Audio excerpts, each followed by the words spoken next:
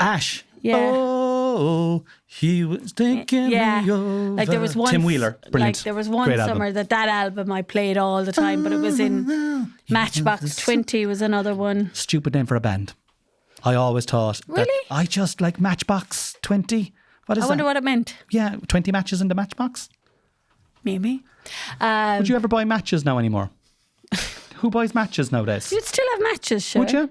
You'd light a fire. Says you don't light many Like, fires. how dare you? How double dare you? I light more fires in our house than you light. No way. We actually...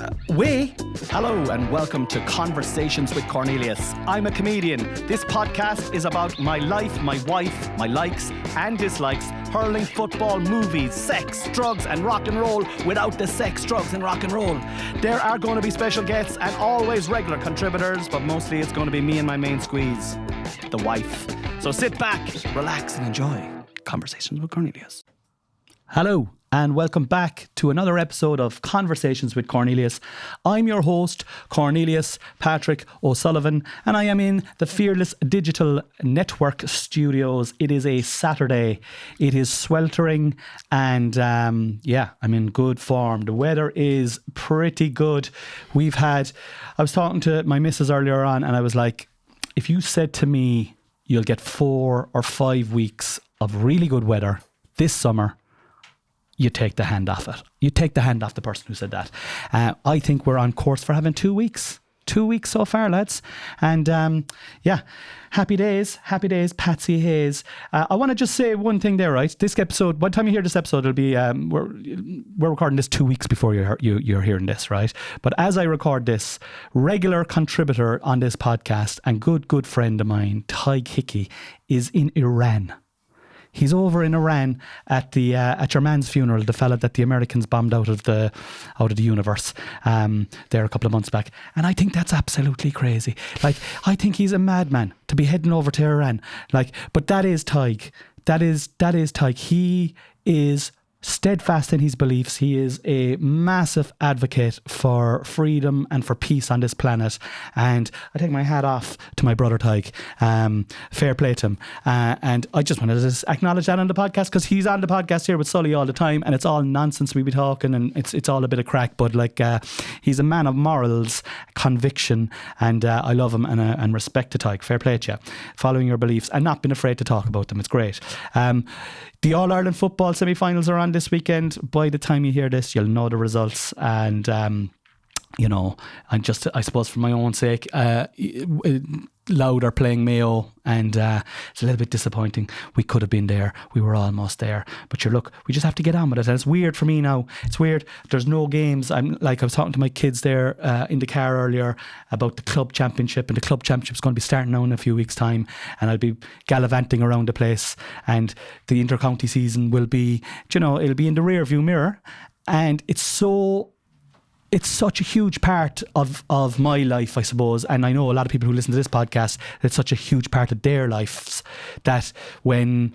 Is everything all right here with the cameras? All right, sorry.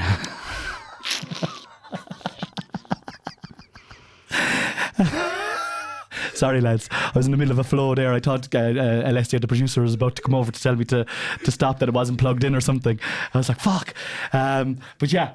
Anyway, I'm sure you've seen that if you've been watching on YouTube or if you've been watching on Spotify, because we're actually streaming live, not live, but we're streaming all the episodes on those platforms, so you can actually physically watch these episodes as well. A lot of people watch podcasts now, which is, I think... It's a strange thing to do, to sit down and watch two people talk into a microphone. But it is a thing it's a phenomenon now. That's the new thing. I was told that people are doing it for years, so it's just probably new to me. Which I suppose it's the old thing, is it? New to me. Anyway, please follow the Fearless Digital Network studios. As I'm talking about it, these guys are doing God's work. They've fingers in loads of different pies. They're making movies now as well at the moment. There's a movie in production. Sean and Alessio, two absolute gentlemen. Please follow them, because the projects that they are bringing to the table are Cork-based. They are authentic, they are real, and like this podcast, they put their heart and soul into it. So please give them a follow and respect. Also, I have a Patreon, a weekly Patreon. So I do just a podcast on that every week with my wife, my better half, and it's $5 a month. There's a backlog of loads and loads of episodes. The link for the Patreon is in the bio, along with all the link for the Fearless Digital Network and my own socials as well. So, if you want to come along, support me on the journey of life. It's less than the price of a pint, and sure, I'm off the drink now as well, so that's pure cash profit to me then, do you know what I mean? Well, not me, the wife takes all of it. So yeah, with that in mind, I'm going to bring on today's guest, and here is the intro for today's guest. Today's guest is not a GAA correspondent or a GAA star. Or she is not a boxer or an Olympic walker. She is not a brilliant musician, writer, actor, or even a comedian. She is, in fact, her own self. A person who is brave and interesting and hilarious and kind and compassionate, and the most loving person that I've ever met in my whole entire life. Ballerina. Ladies and gentlemen, please would you welcome to the podcast stage your friend and my darling wife, Noelle, Patricia O'Sullivan, Nimaraku, and the crowd go wild.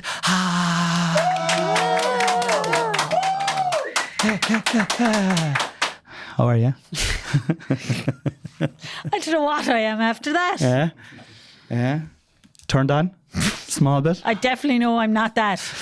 All right. I don't know what I am. All right. I know I'm Why not are you that. not fucking turned on? What's wrong with, do I need to change? I got my fucking beard cut for you. I did that strange thing in London that I didn't want to do. Okay. Okay, Con. Okay, Con. How are you getting on? How am I getting on? I'm getting on well, Yeah. I think. Yeah. What's been happening since the last time you were on? It was about 2 months ago. I know what's been happening, but for the people out there, what's been happening? What's Well, going you on? only half know what's been happening. Well, I'd be paying attention. I look like I'm paying attention to it all, but I'm not. No. About half. What's been going on? How are you getting on with the Manjaro? Manjaro takes a bit of our days, as in it's a big part of our life as we're losing weight and enjoying it in most part, learning how to make sure not to have any side effects and kind of You're work at 3 through months it. now, isn't it? April, May, June, July. Yeah, 3 months. 3 months, and I'm on it 4 months. Yeah. And I think I've hit my first plateau at the moment. that came in this week. Yeah, so this was the first week. So I weigh in on a Tuesday. That was the first week that I've stayed the same. Yeah. And now I'm on track to kind of maybe stay the same as well. Or else maybe lose a pound. And why do you think that's the case? Oh, probably summertime and beer. The living is easy. Probably the having beer, a few more I've noticed beers. you've been on the beer a lot lately, yeah. Well, on the beer a lot You're lately. on the sauce an awful lot, yeah. I'm having a lot of beers, but I'm probably having a few an evening. Yeah. And which I had no desire to. you don't count the morning ones at all. I'm taking the piss. Splash. I'm extracting the urine. Oh, stop. Taking the piss. Having a laugh. A giraffe. What I'm finding about the Manjaro is similar to yourself. Although I had pretty painful pin the whole kind of fucking literally symptoms what is it, like fucking side effects and they lasted for about 2 months before I got to grips with them. And now I'm like, yes, brilliant. Yeah, I'm moving down the scales. I'm feeling good doing it. And for the first time in summer, normally when you're a little bit overweight, and you have to have like a 30 or over BMI, to qualify for it in the first place. So you're definitely overweight if that's the case. So for the last few, just to clarify, are you do you hear what you just said there? No, not you really. just said, so you're definitely overweight. Oh yeah, but it was the royal you're you're definitely I'm definitely, you're definitely. I know that that's when not you're in where a hole, you just got to stop digging. I know that that's not where you were going, but I just said I thought I like sometimes when I like to point out when you dig a hole that you don't even hear. Yeah, well, I didn't mean that, but I'm just saying we both qualified anyway. We both qualified for the Fat Olympics, all right? And For the fat chap. for the fat jabs. But this normally, just like you're all like I'll speak specifically for myself. I'd always be wearing clothes to adapt my body shape. Do you know what I mean? And a few people even said to me, Jesus, I didn't even think you were fat. Like, you don't really need to be on it. Like, and I was like, you didn't see me naked. You did not see me see that. in the nude. She did, and still married me. So, you mustn't have had many suitors. No. You were like, all right, go on, come on, you may as well. But sure, that's another story for the podcast. Pre-con family ideas. I thought you said pre-cum there for a second. Oh, Jesus, no. I was like, okay, I don't think we're going to talk about that. It's taking a turn. No. It's taking a turn for the better. So I am enjoying, what I'm trying to say is I'm enjoying going around in shorts and t-shirts. And like t-shirts that aren't, even though now I have a black t-shirt on me today, but like, I wore an old fucking light coloured t-shirt. Yeah, but you're choosing your clothes because that's what you want to wear, as opposed to that's what fits. Yeah. But even as well, when it's hot, you're like, it's just a really hot day, and I'm hot because it's a really hot day. Whereas the more weight you've on, the more you're carrying, the hotter you feel. Like the more of a drag it is. Yeah. Yeah. Like the lighter you're used to carrying more weight around, like. Your body, you're lifting more in your body. Like, so the more you drop, you're not carrying that pound of sugar around. It's only 1 pound. It's still heavy if you're carrying a pound of sugar around, like. Exactly. Do you know? Exactly. And how, am I allowed to ask you how much weight you've lost? You don't have to say what weight you are. I've lost 2 stone and 4 pounds since I've been on it. That's really good. That's really good. So that's in 3 months. I'm trying to do. Oh yeah. So I lost 1 stone and 8 pounds is what I've lost, and but that's in 4 months for me, and I like that. That's gradual. I think that's healthy. Is it? That's correlation. Like we're probably around losing around the same percentage body fat, like, or percentage weight loss that we have to lose. Per capita, we're about the same, as they'd say. But like it's interesting to be. I mean, I did carnivore last year and I lost the 4 stone. So now I'm 4 pounds off where I was on carnivore. Or where I was at my lowest on carnivore. And tell me now, carnivore, that's an interesting one, isn't it? Like I did carnivore with you as well and I lost a lot of weight, but I could only do it for slightly over a month. It became very difficult. We did the hardcore carnivore, just beef, bacon, eggs, salt, and there's something else. We always forget something. There's only fucking 5 ingredients. So beef, bacon, eggs, salt. There was something else, isn't it? And salt is one of them. Like, you don't have to sit down and have a meal of salt. Like, but anyway, what else is it? I can't remember. I can't actually tune into what it was. Now. Yeah. But anyway, it was quite a hardcore thing. And the minute then you came off it, like, sure, you were having carbs straight away or anything. And it's like any diet, and that's what I say about the Manjaro as well. Like, I do think that the minute you come off it, your habits are still there. Yeah. But the best, like. So many people have said to me, there's 2 things about the Manjaro that people have said to me. How do you feel about not enjoying your food anymore? And I'm like, I completely enjoy my food still. I still go out for dinner. I still choose what I want on the menu. And I enjoy whatever amount of that I eat. I love it. Do you know, if I choose something, I just might eat the bread on a steak sandwich, not all the bread. I might only sample the chips. But I still get cravings for food. But you're not as inclined to get those cravings like the day or 2 after you take your injections. So like definitely the day after, like, which is for us today. Yeah. And that's the other point that I just wanted to mention about Manjaro, because I don't think it's talked enough about, and that's the kind of low mood that you can get. Oh yeah. I think people need to be aware of that, and it's like you need to feed it. Like there's 2 days after you take your injection and your mood is lower, but I actually think your mood can be lower because you're dehydrated and you haven't eaten enough, so your energy levels are down. Like you took Hunter to GA train this morning and you came back and you were like, I don't feel great, and then you said, I think I need to eat. And like, this is the thing is when you're on Manjaro, you just forget to eat.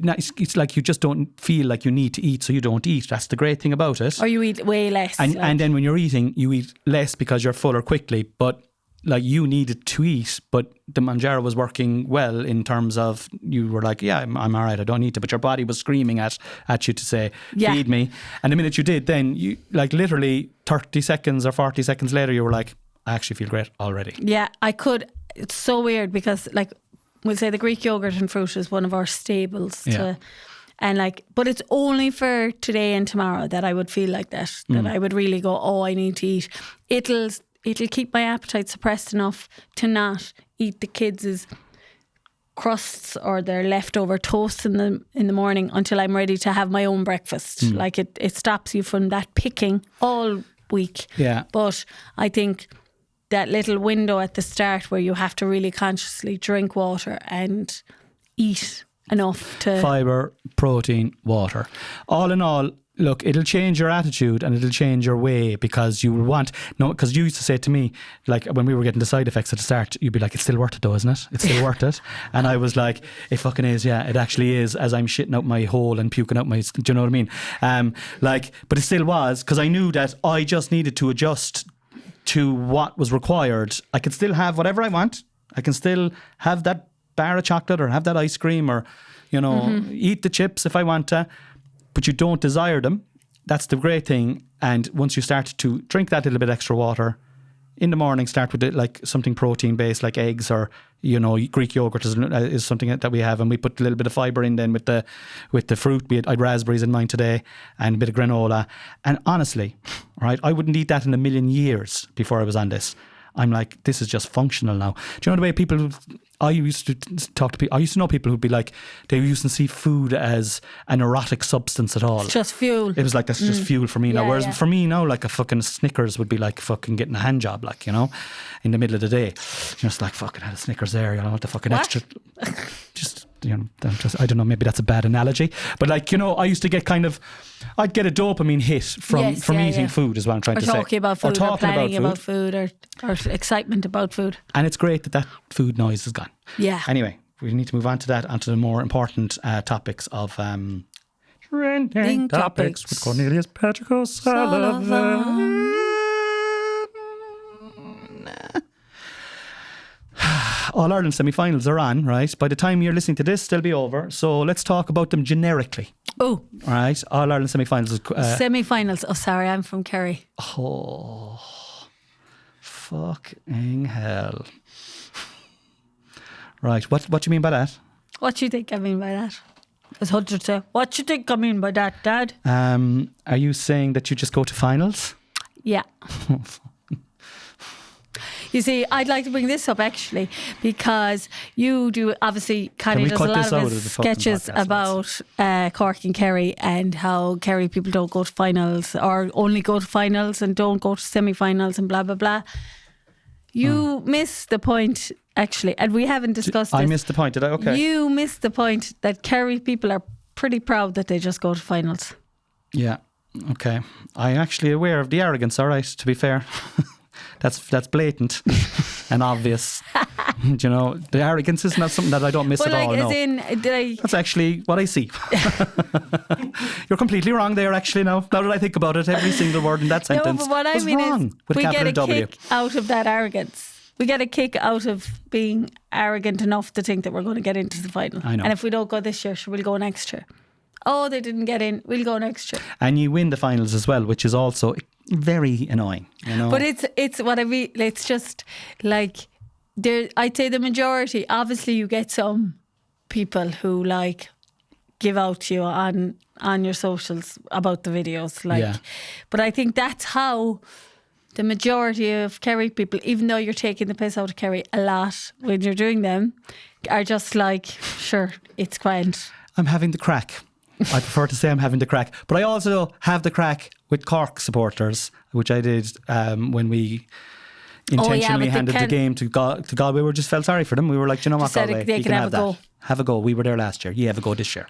Yeah. So I had to go to Cork Supporters for that, for booking the train tickets, which was ridiculous because everybody pre-books the fucking tickets. Yeah. And you're telling me Kerry people don't pre-book tickets? Sure, I know people from Kerry who, like, we had the hotel booked for the All-Ireland final. We had it booked since January, but we've had cancelled. But because the only reason we booked it is we were confident of getting there, and hotels are almost impossible to get there if you book them late. Well, I think as well, like, it's not as much confident you're going to get there. Like, we have a good chance of getting there. You got to the semi-final. Yeah. Like, so we weren't too far off the mark to have something booked and stay where we wanted to stay. And we have two small boys, one who's on the spectrum, and we need to plan in advance, to make sure that their needs are required. So when you're booking late for things, you mightn't have as much choice as you have when you're booking early. I'm just trying to defend us booking that hotel in January. Well, we did, because last year we didn't plan for it, and we ended up like being camping and then going on to Dublin, and we were travelled, like, we planned that week based on us going camping and then on to a hotel for a few days in Wexford, and then we ended up going up to Wicklow to camp and then down to Wexford to go back up to Dublin. Like, to go to the matches. So whereas we were making this whole weekend about the All-Ireland, and it was going to be part of the plan of the summer holidays, like, and we didn't get there then. So we have no summer holidays planned now. Yeah. Joking, obviously. Yeah. But sorry. So back to semi-finals that I don't know much about. What I do know about is the Munster finals, and you can attest to this, that the Cork-Kerry Munster finals are in Killarney, not the magic. Cork ones. No, magic. Are like magic. The epitome of at some late teens, early 20s, 20-year-old, like 20 to 30, singletons or couples before kids or racket. You're going out with your friends, like going out there, like even this year. Whether it's couples or whether you're in a relationship or not, it's a gang of friends that go to a gang. Yeah. That's actually a gang. Yeah. Whatever way it's made up, it's a gang. It's a gang. Going. Yeah, a gang of people. Gang, and you go and you're around Killarney and you're outside and there's bands and the weekend, and then you go to the match in the midst. The match is almost a distraction. The match is in the middle of it, and if you didn't get to the match, it's all right too. Well, no, we barely made the match this year, but like it was on this year in Killarney, and I went with a gang. You went with a gang. That was actually like we were planning earlier in the year what matches we'd go to. Well, not earlier in the year, but just before, like in the run up between the hurling and the football, and like which ones we'd bring the boys to, or which I'd go to with the boys if Harvey was going, or Hunter, whatever. So kind of you'd have the loose plan, and he was like, so I was thinking that that the hurling is on this weekend, and that me and the boys would go to that, and then the following weekend I'd go to Killarney with the lads myself. We wouldn't bother doing a family trip that day. It's like, hold on now. So you had to go to the Munster final in Killarney, Cork and Kerry, without me and without the kids, is it? Do you have to go with your friends? But it was the way it was set up for, like, we'll do the family one this weekend, grand, yeah? And then I'll just go away myself next weekend then with the lads, yeah? So you're going for a lads weekend away, is it? You've just decided that? Well, that's the last time I had a pint, and by Christ, I had a good few pints that night. Lads, they're brilliant days out. But you know what now? There was a gang, and it was a big gang of us, and we had a great day, right? But one of the lads that came with us, the model, his missus and their kids joined in to our gang as well. Yeah. And there was something kind of, there's something throwbacky from it about it as well. Like they're a bit older though. They're a bit older. Yeah, like the kids are like, I think their youngest is maybe 12 or 13 or something like that. So like they obviously want to go as a family, you know. Yeah. And in fairness, like they're great crack as well. I'm sure they won't mind me saying so. They're great crack, and they came in and joined us as well. So there was like myself, the Hoover, Flicks, Skinny, and the model, right? And then the model's wife, and two or three of the model's kids. And we were all inside in Courtney's the kids weren't drinking pints now, supping pints and having the crack. And then my father came in, and my brother-in-law came in, and my brother-in-law's from Kerry, and his friend was from Kerry. and my niece and my nephew came in as well. So there was even though there was a gang, there was still I'd my family there. Model had some of his family there. Except your family were at home, is it? Which was great to be away from me for the day. But what it did, but all jokes aside, it did make me think that, next year we could probably just, you could still go and bring your crowd. Ours are a bit too young yet. We go to those matches and we're in the car on the way home going. But did you see what happened then? Was that actual fun? But you see what happened then was the model's missus, who I'm not just going to I don't want to give her name out now because... go on anyway. Right. She drove, and then when the match was over, they stayed in the pub for a bit, and then they went away home and the model came home with us. So we could do that. You could drive and go home then after the match, and I could have the pints with the lads. You know what that's the epitome of now? If you want. Having your cake and eating it. Yeah. And that you're on Manjaro, so that's not happening. Well, I'll just have as much as I want. Anyway, it won't be for 2 years because next year it'll be in Cork. Be in Cork. Yeah. Hashtag UFC. That's on this weekend. So that again, right? When that's over, when you're listening to this in 2 weeks' time, McGregor, Conor McGregor, and Max Holloway are fighting, right? And I don't really like Conor McGregor. I actually dislike Conor McGregor, right? And I find him a pathetic human being, to be quite honest, right? Tell us how you really feel. However, there was a time where I really, really, really admired him, really loved everything about him, his story, and how he got to where he was through his dedication and his application of the law of attraction, right? Yes. And what I noticed about Conor McGregor when I was reading up on this today was his life, his trajectory is very similar to when we met. There's parts along his life that were I remember getting up to watch fights at 4 or 5 o'clock in the morning, paying pay-per-view to watch it, and yourself and showing you YouTube videos of him talking about I'm going to be a UFC champion, and when he's 13 or 14, and his confidence in the ring and stuff like that. But all through our relationship, he's been relevant in some way or form. What do you think? What do you think about him? What do you think about this? What do you fucking think about the whole situation? Should he be allowed to fight? He's a convicted rapist. Isn't he convicted? Or is it? I think he is. He is, isn't he? He's convicted, and the producers are saying here he's being But that was in a civil court, wasn't it? And the lads there, if I'm wrong. Wasn't it civil? Yeah, civil. So that's not convicted in the court of law. Oh, right. Or in through the guards. He's not convicted, but he was convicted in the civil court when he was sued. But he still did it though, didn't he? That's but he through the civil, but he did anyway. And what's annoying? Seen lots of other things about him, but. Tell me. I don't know if we're going to get into the deep and heavy of it. That somebody can come back from that, and that he still has millions and millions of followers that are still following him, even though there's been so many different things that have been said about him and have been proven, and you see footage of him punching old men in a pub, and he's still glorified. There's still an audience watching him. There's still you can do all that and still be worshipped and still go into the.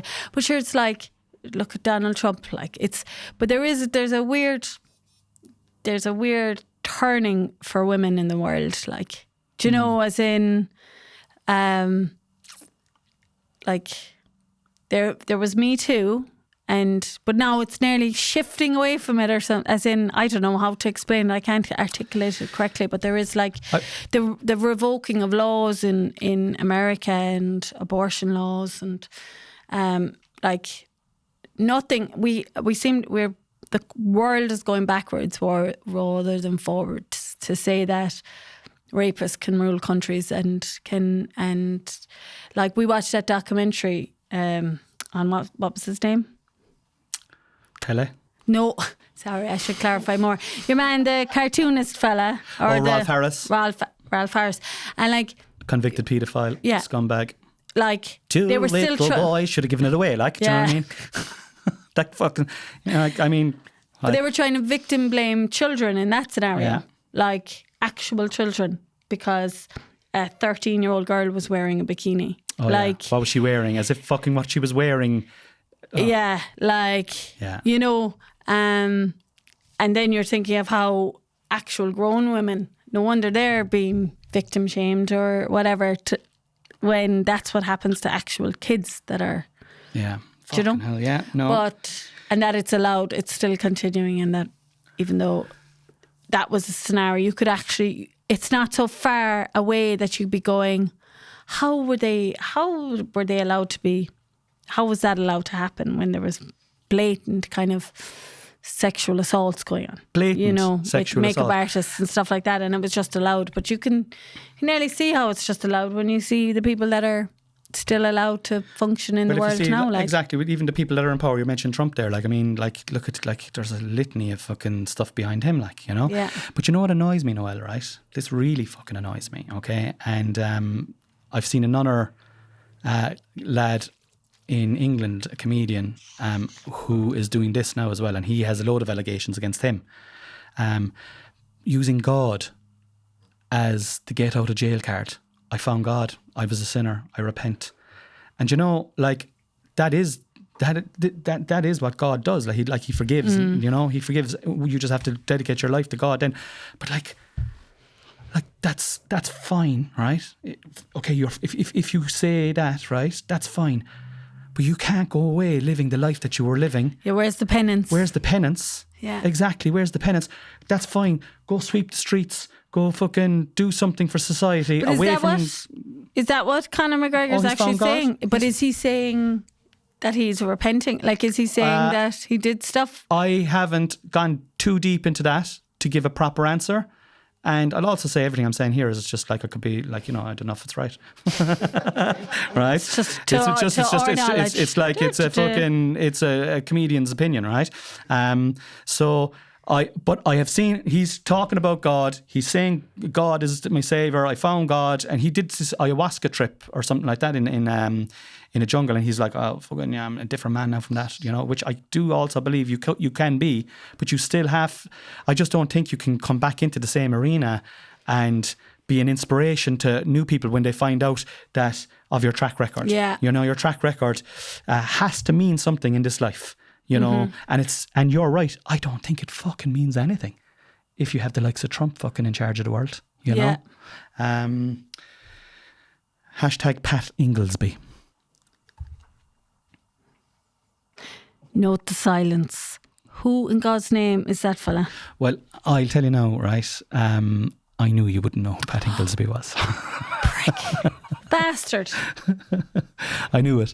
Pat Inglesby, right? He passed away last year. He's a poet. Poor Pat, R.I.P. Poet from Dublin. I think he's a dub. And he was the first person that I ever read anything by that made me laugh and made me think about life in a different way. He had an anthology, like he was on television. He was a children's TV presenter at one stage on RT. Real gentle soul. He did a lot of busking around Dublin. He wrote plays. Was he on Basco? I don't think he was on Basco, but he was like, or maybe he was. I think he was on The Den at some stage, or a version of The Den, but back when Ian Dempsey was there. Like, I mean, we're talking OG Den here. Like, we're not talking Ray Darcy Den, like, you know. But he was, oh, fucking hell. He had a book of poems, an anthology of poems at one stage called Salty Water, right? I'd say there might have been maybe 100 poems in this book. I'd love to get it. It would be a great present now, we'll say, if you were ever looking to get me a present, right? Salty Water, Pat Inglesby. And you'll be able to go back now and check, and it'll probably only cost you about 20 quid.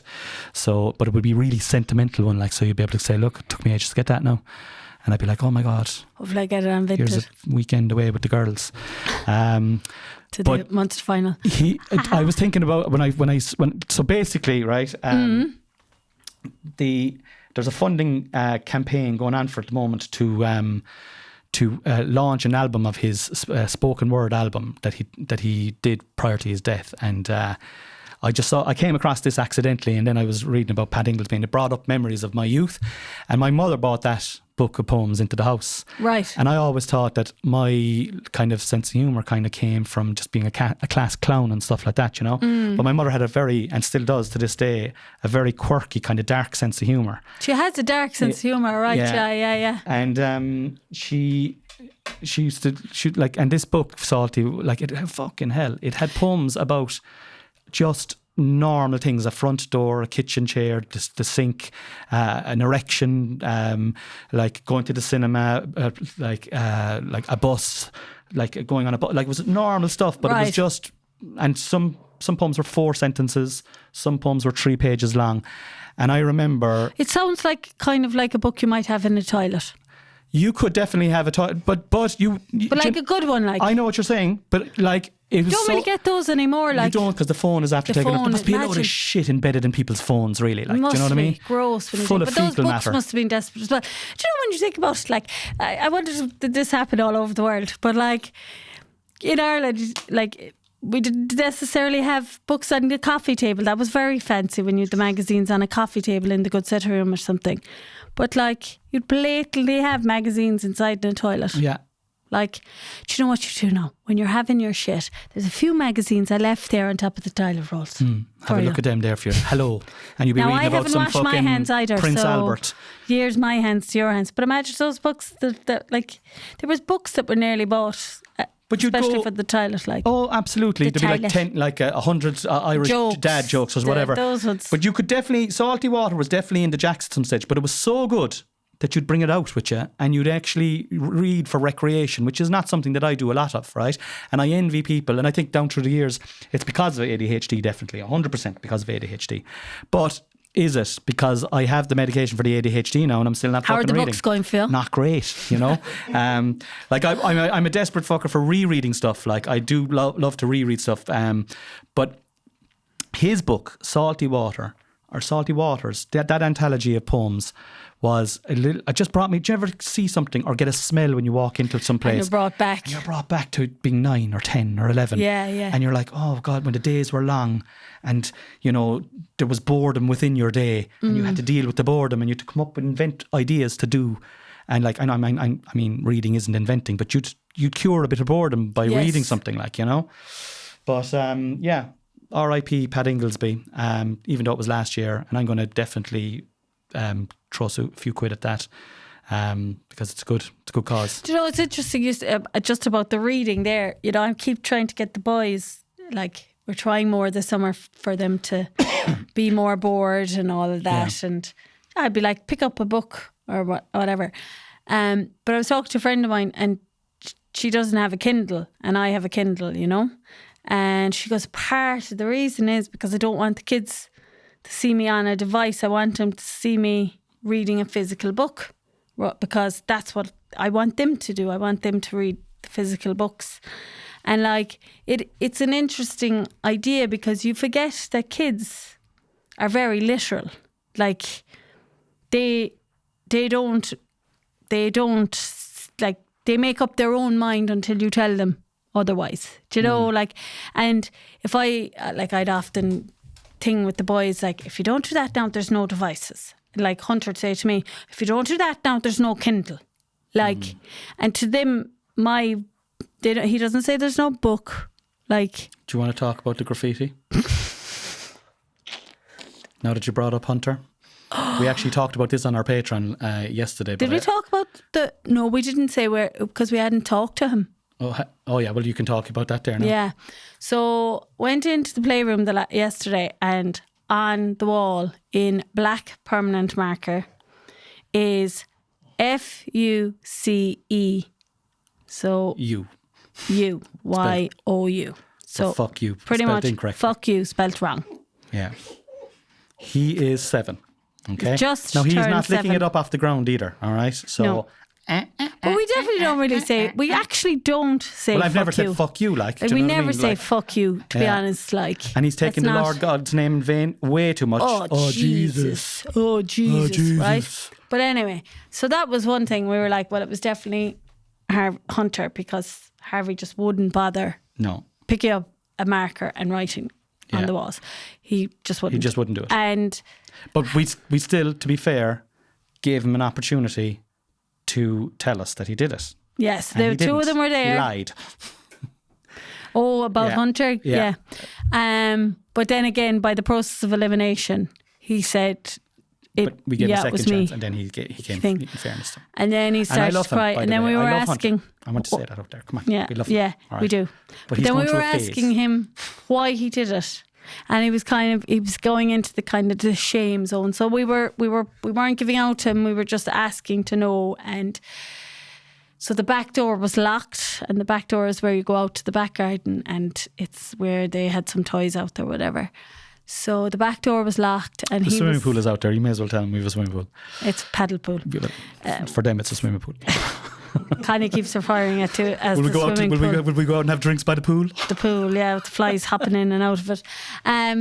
But what did he say now again? He said the door was locked, and I thought Mom had done it on purpose, so I was really mad at her.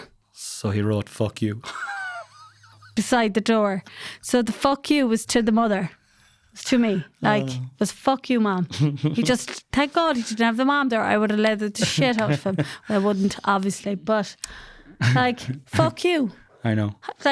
And then it was like we're going to just put a frame around that now, and it's going to be there forever. And he started crying again. Don't do that. Don't do that. So that's the. And he's but it's like we're fairly certain that Hunter is ADHD. We're in the process of getting him diagnosed, and just by myself and Harvey's ADHD, he's got all the same. So we're fairly certain. But we have to get the diagnosis. But I don't think we can blame. Sean Connery. I don't think we can blame ADHD on the fuck you. Well, you could like lashing out. Like you do, like with the ADHD, if you have it like in the extreme measure, like the lashing out and the instant regret. Yeah, and that he does have the regret, and he has and the instant shame regret, thing and it's the after it, shame, yeah. And it's like, it's a terrible thing. It's like I was doing some support for Chris there recently. Chris Kent, he's writing a new show. He's going on tour in September with it. And it's absolutely fucking incredible, right? But he talks a little bit in it about ADHD, and there's like, and this isn't giving away anything massive at all, but like he talks about how everyone thinks they have ADHD, but he went away and Googled it, and it's like fucking 3% of people have ADHD. Yes, yeah. The rest of people are just shit at losing stuff or whatever, like, you know? And like he, like, it made me think. I was thinking about it afterwards. I was like, it's not that common, but like when you see, because everyone has traits of something, but when you see Hunter, and you're just like, oh my God, this kid is, as we say on a daily basis, we use the word riddled. He's riddled with it. So yeah, we just have to deal with it with a bit of empathy and love, which is very hard, very difficult to keep going, I find. Patience. Patience is a virtue. Have it if you can. Seldom in a woman, never in a man. True. That concludes Trending Topics with Cornelius Patrick O'Sullivan. All right, Whitney. Okay. No, this is interesting. I think we'll take our time with these questions, because I think they're good questions, even though we're coming up to 42. All right? It's actually 40. Is it? All right. Noelle Patricia O'Sullivan, what does music do to your soul? Oh, Jesus. Music. What does it do to your soul? Music is something that I put on when I'm in good form. I've never used music I never had the music as or did I? For sadness? For sadness, maybe, in your teenage angst, I suppose, probably. But I definitely don't have the same kind of, do you know the way some people have an album that they know got them through a period of time? Yes. Or that kind of like period of their life. Anything I have of that is good time. Like it's a good summer, like Ash or... Ash. Yeah. Oh, he was taking me over. Like there was one Tim Wheeler, brilliant. Like there was one Great summer album. that album I played all the time, but it was in Matchbox 20 was another one. Stupid name for a band. I always thought that Really? I just like Matchbox 20. What is I wonder what it meant. Yeah, 20 matches in the Matchbox. Maybe. Would you ever buy matches now anymore? Who buys matches nowadays? You'd still have matches, sure. Would you? You'd light a fire. Says you know you don't light many Like, fires. how dare you? How double dare you? I light more fires in our house than you light. No way. We actually... way more. No way. Way? Not anymore.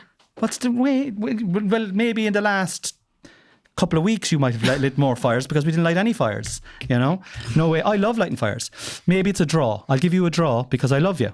But like and also with those getting back to the matches, we've been using, tell you now what you fucking know, right? We've been using that big long thing to light the fires. And my lighters, back in the day when I used to smoke, still do, trying to give up really hard, finding it really hard to give up. But tomorrow now I'm giving up. After tomorrow, Monday is a new day. Monday is when I'm giving up. Say a prayer for us It's all. gone on Monday. Gone. That's when we all need to find God. Forget. I'll be on my myself. knees on Monday. Music. Yeah. Is that what we were talking Matchbox about? 20. What did they sing? I forget. Okay. See, that's how far my music kind of... You just know the name of the Go. band, but not their songs. Yeah, I just remember a period of time listening to them. They're an American band. And actually, I've kind of got the same thing going on now, as in they were an American band back before you were really on YouTube and all of that. A friend of mine used to go to America to her dad, and she came back with this Matchbox 20 CD. And so we started listening to that. And then they were supporting, just so happened they travelled with John Bon Jovi. With Bon Jovi, and was supporting them. So that was like you knew all the lyrics. We queued up for hours and we were in the pit for Matchbox 20, and who weren't overly known at that time. And we convinced ourselves that they knew, and they were singing to us because we knew their music. Beautiful. Where was that concert on? Dublin. In Croke Park or Lansdowne Road or where? I'd say it was Lansdowne Road or somewhere. I can't really remember. Yeah. How many of you went up? 3 of us. 3 up to Bon Jovi. Yeah. It's Great. Bon Jovi. That was probably one of my best John Bons. How many Bon Jovi I think concerts? I've only seen 4 times, I think. You went to see Bon Jovi 4 times? Yeah. He's after having throat operations now. Oh, fuck. He wasn't. Tara was at him. He didn't look his the age. The years are there with him. The years are there with John Bon. Poor old John Bon. Poor old John Bon. Yeah. But come here, the years are coming. The years are there with us all. If they're there with Do you know John what I mean? Bon, I suppose they're there with You ourselves. didn't stop aging as he went on. You fucking moved along at the same time. Actually, speaking of you aging, definitely look different now to the girl that was in the pit singing up to him fucking 25 years ago. Like, do you know? Do you know what band I saw actually was Hanson? Bap, boop, But they did they're floating around again now, and they're doing an acoustic version of it, and 3 of them are absolutely gorgeous looking. Okay. Sure, of course they're gorgeous looking because they were handsome back then, so they've obviously aged. Were you well. into them They're when like they a were fine just wine. kind of broke onto the scene? Yeah, there might be a documentary come out new yet. Well, they were the same age as me. Oh yeah, I suppose that's fair enough then. Yeah, Yeah. But like, are they like? They've aged well. Have yeah. they? You always knew as well. Like they They were were the good. American kind of clean cut. I don't think, are they? Yeah, Are they American? I think They are so. American. I don't really know much about Their them. second song now, that's the one that lingers. What's that one again? But they're very good musicians, like, to be Yeah. fair. But well, I saw Well, you them. can't even fucking name one of Matchbox 20's songs, and you only know one of Mbop songs or Well, Hanson you songs. should know your guests better than Yeah. to choose music. I only asked you what it did to your soul. Yeah. So Bon Jovi, would you be more into Bon Jovi though? Like you were, Yeah. And now my newest one, my latest crew, Oh, for fuck's sake. Nicotine Dolls. Yeah. I come into this, like Noelle would put on Nicotine Dolls, right? And I'd walk into the kitchen and I'd slip on the floor. Pure fucking panty puddles for these lads. It's not funny, like, you know. Yeah. Yeah. Yeah. Yeah. And I'm going to see them now in Dublin. Oh, for fuck's sake. They literally, it was like Matchbox 20 going, I can't believe they're playing in Ireland. Yeah. They're doing a European tour. Are they? Yeah. Who's going with you? Is there I've anyone. You've just booked your own somebody- ticket, I've is booked it? 2 tickets. Up the front. Fucking and hell, I'm I'll going get with somebody you. to go. You're not I going think to was it on the Patreon we talked about them? I don't know. About this? Do we have a Patreon? We have a Patreon. Oh, yeah. It's in the link. Come on over. Less than Come $5 a on month. over. You're good with the lyrics of songs as well. Great. Actually, I was singing the Bop and I was like, now we actually get to see what the words were when that song was out. Yeah, I'd say there are many, many more words. There's loads. There's a lot. There's a big story in it. To that song? No, not a big story, obviously, but there is more words to it. But it's very fast. So would John Bon be the main man then? Would Bon John be the main man? If I was from Jamaica, I'd be Noelle, would John Bon be the main man? Well, I suppose I used to Who would always... be your main man? John Bon? I'm not even listening to him anymore. Sorry. Really having some lit. Totally tropical taste. Pink would always been Pink, but I'm not into her now anymore. Pink was a huge bore in your life. Actually, no, Pink is kind of an interesting one because when she kind of reminds me of Conor McGregor in terms of the trajectory in our, do you know what I mean? He was a celebrity that was in the news all the way through. Pink was like when we went to Italy first on our first holiday. Like you played Pink, and I remember listening to. She's a song called "Mr. President." You know that song? Yeah. And I was listening to the lyrics of it. And I was like, because I thought Pink was shit, to be totally honest. You know. Then I was like, I remember saying to you, I said, "Who wrote that song?" You were, "Oh no, she writes her own lyrics. That's her own music." And I think so anyway. And but no, I went and I checked it out, and she was absolutely phenomenal altogether, phenomenal musician, and like I really actually kind of silently when you'd be putting her on, I'd be like, oh yeah, I don't mind her. She's actually not bad. However. Oh yeah, but our early Pink days on that trip to Italy, that just reminds me of someone going to the bathroom in the hotel and you putting on Pink. So that we couldn't hear each other going to the toilet. Going for a shit. Yeah. And then I'd come out and I'd be like, the first time I did a shite in front of you, I came out, well not in front of you, like in the same room as you. You were like, we were in Italy, and I came out and I was like, oh my God, Noelle. And you were like, what? I said, you're not going to fucking believe this. And I was like, what? So there's crocodiles inside the toilet there. Crocodiles. They're after fucking making an awful smell inside there. Yeah. They're after going back down into it now They're again. gone now again. Yeah. Fierce smell in there from the crocodiles. So that was the joke we had the whole way through the holiday. Every time you'd go for a shit, every time I go for a shit, we'd be like, they're back, the crocodiles. There's a fierce smell off them, isn't there? Because it was a lovely room, but it was like a real Italian, tight, hot boxy room, like, you know? Yeah, and the toilet was right by the bed. But anyway, that was Pink. But now, she's now pro... A Zionist. So we don't pro-Israel. So we don't... So fuck Pink and fuck Conor McGregor. Yeah. Okay, Noelle, thank you for that answer. Nicotine dolls, and like would we say John Bon number one? What about Bruce? You never got onto Bruce. Bruce is always kind of secondary. Yeah. I did go to see him, but... Yeah, okay. Describe your world. My world? Yeah. Describe your world. What's your world like? If you just want to say Cornelius, and we can move on to the next question. No. Describe your world. What's your world like? What's your life like? Do you mean my day-to-day life? I suppose it's for context, right? You know, if you're new to the podcast, my wife was a scientist for years. Then we had children, and then she left her job when we found out that our oldest was autistic, and then you started to help me in my world as you became my manager, I suppose, and you book all my tours and you do all of the clerical work. So I'd like you to do is to describe what your world is like now, because you're not just that, you're loads of other things as well, and I'd just like to hear it from your own perspective. How do you see your world? Even if you want to do kind of like a day and a week. What's your week like? A week, yeah. Might be easier to do it that way. And at this moment in time now, you know, it could be totally different next year. Like, I think it's interesting a small bit that, like, even now the kids go to camps because we're trying to work at home, and somebody else, the kids can't go to camps because they're in a childminder, and she's working and she wouldn't be able to drop them because camp hours are like 9:30 to 1 o'clock or thing. So everyone's just trying to do what they can with their kids during the summer because it's only 2 months of a period, and then you have your set routines for the winter time, and whereas you kind of cope for the summer. So I think my day to day at the moment, I was talking to somebody recently about this, but it took me a long time to start saying I work from home. Like, even I dropped the kids to camp last week and I said, I actually live over the road and I work from home. So if there's any issues, give me a shout. Why did it take you long to do that? Why?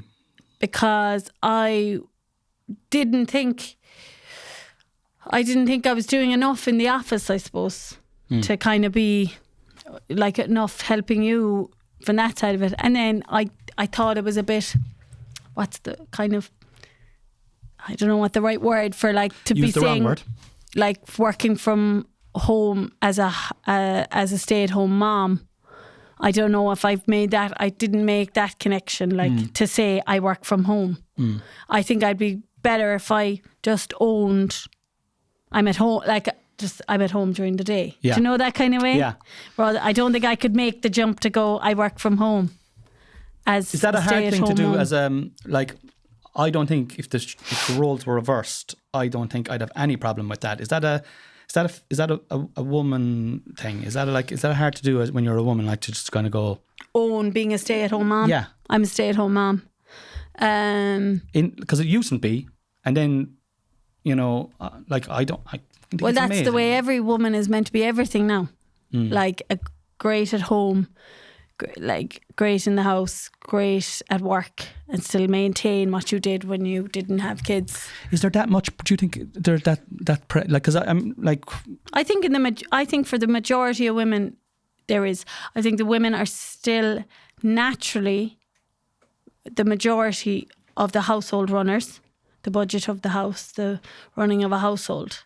And the running of the household includes the kids' schedules and all of that. I think the majority, it's that mental capacity is on the women. yeah, it definitely is in our house. It definitely is, and it was definitely is. before I ever left work. Yeah, it definitely is. Yeah, And I don't think we're the minority. I Yeah. think if there's husbands or partners out there, and if the man controls the schedule of the house, not controls, but is aware of the entire schedule of the house, they're 1000% the minority. Yeah. Like, well, if I was in charge of the schedule of the house, like, would we be here? Do you know, is the question. Would we have arrived here today? You know, and I'm not being facetious about it now either, because like it is a kind of if I was debating that now and if I was using that as my actual argument, I'd be ripped to shreds. Like I'm making a light of it, but I do think that there has to, like, because definitely you take control of everything and I go with the flow then, and I'm happy to help out within the remit of the jobs that have to be done. But you're the planner and the organiser. Someone could easily go down your throat now for even saying the term help out. Yeah. And like, again, I'm using wrong words because I don't know the right ones. No, but you know what I mean, as in that you could help out, like. Yeah. Or I'll babysit them there, so while you run into town there. Yeah, did you go in there and have a bit of crack for yourself? Go in there and do the shopping. Grocery shop, yeah. Take your time now, but be back for 5 because What time are you back? Because I'd be sick of them by that stage. Yeah. Like. How long are you going to be? I mean, I don't mind, but how long are you going to be? I don't know how long I'm going to be. No, because I'll tell you, what were we watching there now as well? We were watching, we turned it on after we watched that paedophile thing. We watched this fucking serial killer. Oh, the serial killer, yeah. Who was killing the prostitutes over in Boston, you know? Yeah. And New York, yeah. In New York, was it? Down in fucking what was the name of the beach? Long Island.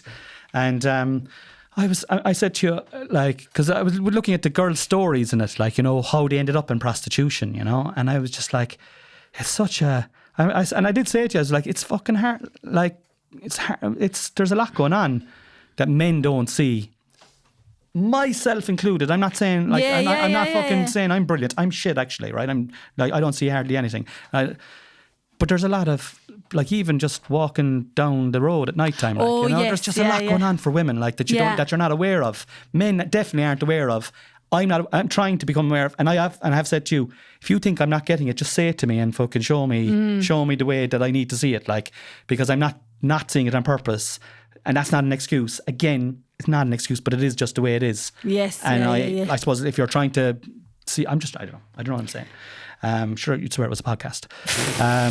But describe your world anyway. Oh yes, back to that. Okay, so back to the original question. Big shock there that we went totally off topic. Fucking hell. Describe my world. I do a few hours so get the kids up, 7 o'clock, they're up before me, trying to find some junk in the house. I getting down the stairs after hiding the junk and the remotes and the devices. And then breakfast, kids, 9 o'clock, either school or now a camp or something thereabouts, into the office to do a few hours. And then I pretty much clock off from the office at 2:30, 3 o'clock, depending on the day of the week. What kind of things are you doing in the office there now, for me, like that have been taking your time, we'll say, in the last couple of weeks? So taxes, VAT, the tour posters, the tour itself, negotiating with the venues, and then getting once the date is set, the price is set, we've got the ticket links up on the website, or put it on Eventbrite, do the posters, put it on the website, and then send the stuff to the venue, including the link to it on the website. But there's probably there's a 4-step process after the date is set with the venue to have it in where it needs to be. Yeah. And that's kind of just what's going on at the moment. And that forever changes then. Like, we could be booking work next month. And, or you know something what I mean? could come in, like a random email. I mean, we've got four different email addresses that need to be checked between different websites and stuff. Exactly. And like, random stuff comes in all the time. Like, I got an audition. Got asked to do an audition for an ad during the week, and we had to do a self-tape. So we had to print, you printed off all the script. You filmed it and knew everything that was going on and almost directed it, per se. I did the actual acting in it and the lines in it and stuff like that. But it's all about just making that smoother so that we can fit that in before you go to do a podcast or to go and write some material or go and do a show. That if you had to print that off and find where it had to be submitted to and submit it and and direct me on how to film it, that's another hour onto the process of you submitting that tape. And I suppose... And that's what we have to do. We have to use your time to do the face of the thing for a lot of the stuff. And then I do the background stuff on it. Yeah. So whatever that entails. And all while balancing the kids' activities and their amount of screen time and planning that day, right, we need to do screen time. I'm also helping out here now as well, like with the kids, do you know what I mean? I collected them a few times and made them different, like, I mean, I'm not inside pulling the lad off myself. I just want people to know that as well, like, you know, I am a lot of the time inside pulling the lad off myself, but not all the time. All the time. Do you know what I mean? But no, so then we'll say you clock off, we'll say 3:30, right, usually around that time. And at that stage then I will often be in the office. Like, I'm usually in the office from about 11 till whatever I'm doing that evening, and then I'll go off to do whatever I have to do that evening. But then when you clock off, I'll do stuff that's pertaining to my day. Like, I had a gig with Portsmouth Football Club now during the week. I had to write specific jokes for that. I had to book some comedians and stuff like that. I'm going back on tour in a couple of weeks' time. I'm rewriting that stuff, trying to write some new stuff. So then I use that kind of time for that type of stuff. But not, you know, maybe an hour, you know, like not a whole pile, an hour a day at it. Like, and then I'll try and come in with you, and you're making dinners then usually at that stage. And between that window, between the dinners or leaving the office and the dinners, there's usually the garden or the hedges or doing the dog grooming or there's, like, I suppose because I am working from home and we are working together, like, we have tried to reduce the amount we spend on stuff outside, on getting other people to do the stuff. Yeah. So if we had a gardener there for a few years who'd come in 3 or 4 times a year and he'd do the hedges and stuff like that. You're doing that this year. Yeah. You know, the lawn, you're doing that this year. Do you know, like, I suppose the power washing, you're doing that this year. Well, the power wash is broken. But yeah, there is different things. There's things that we're saving money on to do you know what I mean? Like to... that squander's probably the wrong word, but like that you probably spend money on. It's time versus money thing, and we're always balancing that because the office work still has to be done because that's where the money is made. So I'm not going to be out of the office doing hedging if I should be in the office making money. Yeah, like, do you know, that kind of way? But so just moving on, right, from, we'll say, the kids then, right, we have dinner, we'll all sit down for dinner, which I fucking love. I think we're so blessed to be able to do this, Noelle, to sit down every single day as a family. Well, I was about to say we do it about 3 or 4 times a week. Well, do you know what I mean? Like pretty much most days that I'm at home, if I'm at home, we try and make it work. We try and make it work, like, and we sit down, we have good conversations with our kids, breaking bread, eating food, having to laugh. What's your win for the day? What's your loss for the day? And then invariably then I'm getting ready to go out to do something and you're taking the kids to bed. If I'm at home, we'll split the kids going to bed. And then if I'm at home and we get the kids to bed, then we have the interesting part of our life where we have just yourself and myself and you're trying to go to bed, which is completely understandable when you just listen to the whole thing, that your whole schedule of a day, like, you know. But it's hard to find time. We do definitely do it, but it can be hard at the end of a day. Do you know, well, our time schedules are so different as well. Like, do you know, I get up at 7 or 7:30, and you get up at 9:30, 10, or maybe 11. 11 if I'm correct, if you get a proper night's sleep, it's 11 o'clock. Like, so like that's a big window of a time difference of. Well, you're 5 evening. hours at that stage. Yeah. Do you know what I mean? So you're 5 hours, always 5 hours ahead of me, like, you know. Yeah. So but we still do it. No, but like we still, like, it's an episode, like but see, the thing is, like, we end up watching stuff that I don't want to watch. You know, this is my point. Like CSI, do you ever watch that, lads? We don't watch CSI. Oh, what's the one that we watch? Law and Order. Do you know that one? Like, I wouldn't watch that in a million billion years, but I do it because I love you just to be in the room with me. You know.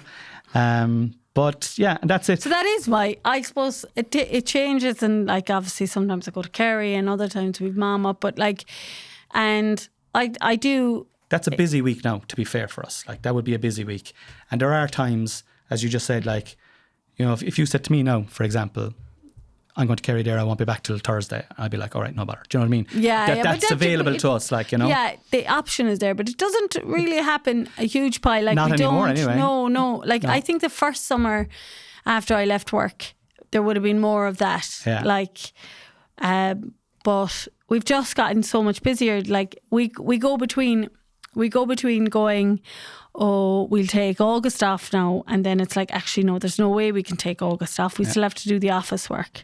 We can't take all of August off. To going, but sure, we've got 10 days off in October. Anyone else in a normal day, Monday to Friday job, you get 20 days off a year. We're grand. To, like, you go from kind of going, God, we're working very hard, to feeling guilty about maybe a Tuesday having friends over at 2:00 in the afternoon. But then which we're we did all this week. Yeah. But I thought that's what I was kind of saying. I know exactly where you're coming from, right? That we're busier now, so we have to spend more time in there. But the time that we spend in there, we can, like, you can easily, like, that's a good example. On Tuesday, Chris and Neve came down with our kids, and we took them out the back to the pool, and you made a lovely barbecue, and we were there till 9:00 drinking beers in the sun and just chatting and stuff like that. And we knew that we're busy, there's things to be done, but it was grand, we can take the day off. And if we had to take the following day off, we can do it as well. It's like the flexibility. The flexibility, and as you say, we're choosing to do that. Do you know what I mean? When like, I remember we were talking about getting a car there a while back, and I was like, do we really need a car? Like, our 2 cars work well, there's nothing wrong with them. If it's broken, don't fix it. New car's going to be expensive, yada yada yada. And you were like, yeah. And then a couple of weeks later, we revisited the conversation, and you said, remember now, we're just choosing not to have the cars. Yeah, that's our choice, and we have to own that decision and be happy with that decision. And actually, for me, it was a really great way of going, actually, yeah, we actually are choosing that so that we can do this or that we can do that. Yeah. So that's great. Last question. All right. Last time you were on, or earlier in the episodes, I asked you your jailer's meal, your last meal, your starter main course. So this one, I'm going to just turn it around slightly, okay? Because you made a beautiful meal for us there during the week. Absolutely gorgeous meal. All different types of salads, grilled chicken, burgers, pizzas for all the kids. All the accoutrements were out. It was gorgeous. It was beautiful, and I was so proud you know that you made it and my friends were able to enjoy it, and you're an amazing hostess, or whatever the phrase is. That I said words are wrong. I won't get my words wrong. So you have you're having a dinner. You're making a dinner, an evening dinner, okay, and you can invite anyone you want, past, present, celebrity, best friend. But let's take your friends and family out of it, okay? Anyone past or present to this meal, who are you inviting? And go in order of third, second, first. Take your time. I don't know.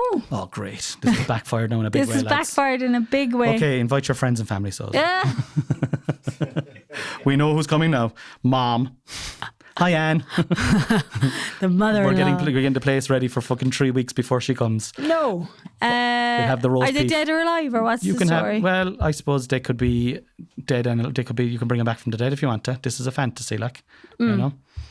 You see, when these things come up, I think Would you have they're Bon near- Jovi there as a matter of interest? John I Bon. suppose, sure, it could be a great laugh. But I think sometimes this question actually, it's kind of used as a question of, oh, who would you have back? Oh, I'd have the poet of like. Oh yeah, there's a bit of fucking. I'd love to sit Do you down know with who I'd Abraham like- Lincoln. yeah, and what he I'd did ask for questions. America was amazing. Yeah. Whereas I'm like, I don't know who I'd ask actually. Yeah. Like, but that's. Can I kind have of- a dinner by myself? Do you know what? Yeah, Can I actually. just have my phone for an hour by myself? Can I just eat by? I'm finding that like since the kids have been off, I've been so. I'm even going to you. Like, was it the last day? Like sometimes if you get up too early, I'm like, easy now. You're coming to talk to me. You're meant to be in bed for another half an hour. The kids are gone to their camp. This is my time. I've been on for the last 2.5 hours parenting, and those boys need to be parented. I need to be parented as well when I get up. Like, do you know what I mean? Who's going to make my bucky? Yeah. But it was like I was like I got my breakfast and we were standing in the kitchen, and you were like, where are you going? I said, I'm going outside. I'm going eating my breakfast. Like, you can.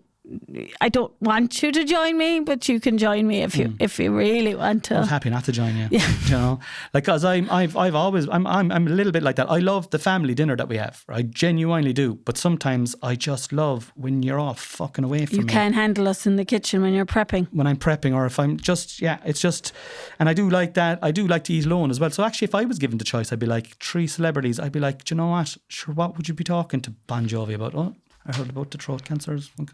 No, that's, You know what I mean? yeah, it's just Sorry about that. operation. Do Yeah. you know what I mean? The operation. Oh. You know, and Abraham Lincoln, fair play to you. Fucking, you were good and everything, like, but you didn't see Wilkes with the gun at all, did you? Wilkes boot.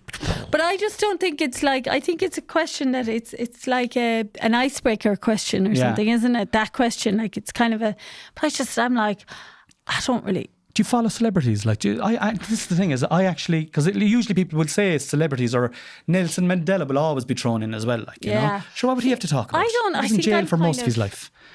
You know, I think I kind of like. I think I'm very like boring or just cellular. I don't really like have huge interests. Like, obviously, I know what's going on in Palestine and all of that, but like, my general knowledge would be great, like, or I'm just in my own world. Like, I float my own. I think I just meander and don't follow Love Island or don't follow topical things. Like, I think I'm very similar to you in that regard. Bar the GAA, I'm kind of the same as you. And you know what? I like Love Island is a good one there because apparently everybody's watching it. Everybody's watching it. I couldn't give a wank. Honestly, there's so many people watching it. But I wonder, I bet you actually, But because there's a GA fella in it, Noelle. Yeah. Like, I should, if there was ever me to watch you'd it. like it. I bet you'd end up like, because you like Selling Sunsets. Brilliant show. Like, 2 you're dwarfs not. and fucking 7 hot ladies fighting inside an office about selling $8 million condos in Dreamland. What's not to love about that? I bet you next summer you should watch Love Island. I would probably watch it as I probably would watch it like, but you know, I love the Traitors. Traitors is brilliant. That's topical. That's one that we. See, I just thought that was. I just think I'm gone. Like the love. Like, I just can't relate to like. I don't think though. I think there's just something about Love Island. Is it drama? Is it? I suppose it's the drama, and you get sucked in. It's a real. Yeah. They've kind of managed to get into a market that it's probably the new Big Brother, I suppose. But it's out a while, isn't it? Yeah, it's out years. Is it? Yeah. Must be 10 years of it, I would say. Yeah, 10 years of Love Island, maybe more. Who knows? Who cares? Who gives a fuck? Listen, we got to go. It's roasting inside here. I know, I'd say. Yeah, thank you for coming on. Noelle's when I restarted this podcast almost a year ago, the plan was to have Noelle on every 4 weeks, once a month. That is something that we haven't been able to manage to do, but we are going to endeavour to do it over the next few months, because we got a lot to talk about. Yeah. So listen, thank you so much. If you enjoyed the episode, drop a like, drop a comment, subscribe to the Fearless Digital Network Studios, like our socials. All the links are in the bio. Noelle's link for her socials, my links for my socials, and the Fearless Digital. And also, if you enjoyed our shtick and you want to listen to a weekly episode by the two of us, please sign up to our Patreon. The link is in the bio. Thank you so much for listening. God bless you, and all belong to you. Stay in by the wall. Bye.